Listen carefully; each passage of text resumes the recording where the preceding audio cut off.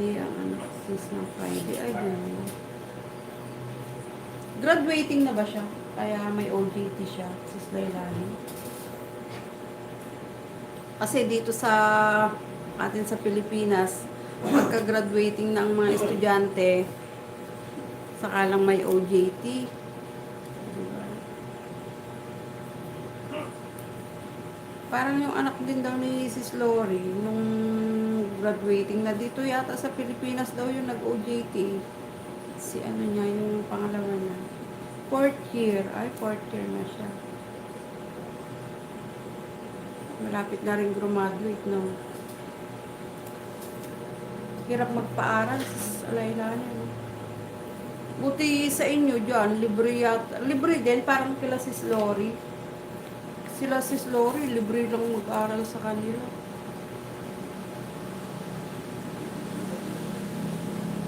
Hindi katulad dito sa Pilipinas, pahirapan ng pagpapaaral. Sa kanila, libre lang daw ang mag-aral. O diba? Nasa estudyante na lang kung hindi siya makakatapos ng pag-aaral. Kasi libre lang yan.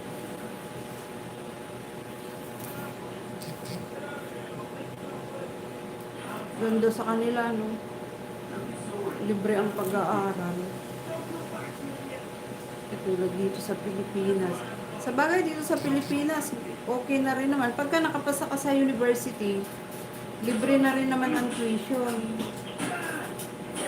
Yung bunso ko, napag-abutan na siya ng libreng tuition. Wala na siyang binayaran. Yung aking bunso, nung nag-aaral siya, hanggang makatapos, wala na silang binayaran. Wala na kami binayaran.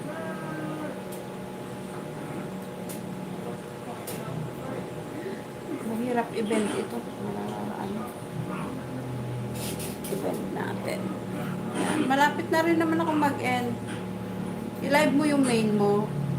Sis live. Yan. Oh, tsa. Nakita ko lang kasi ito eh. Yung bonsai na ganito. Sis Rika, thank you so much sa patambay.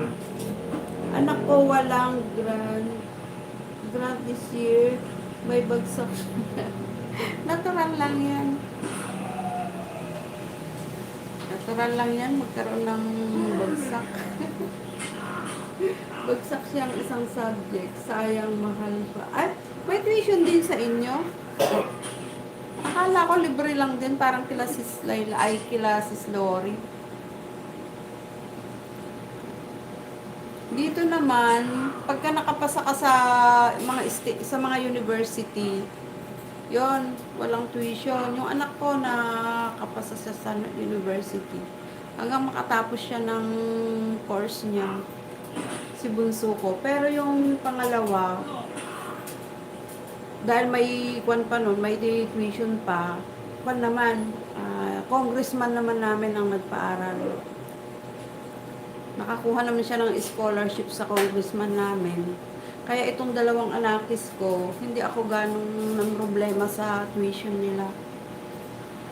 Yun na lang pasahin nila, baon nila, yun lang yung problema ko.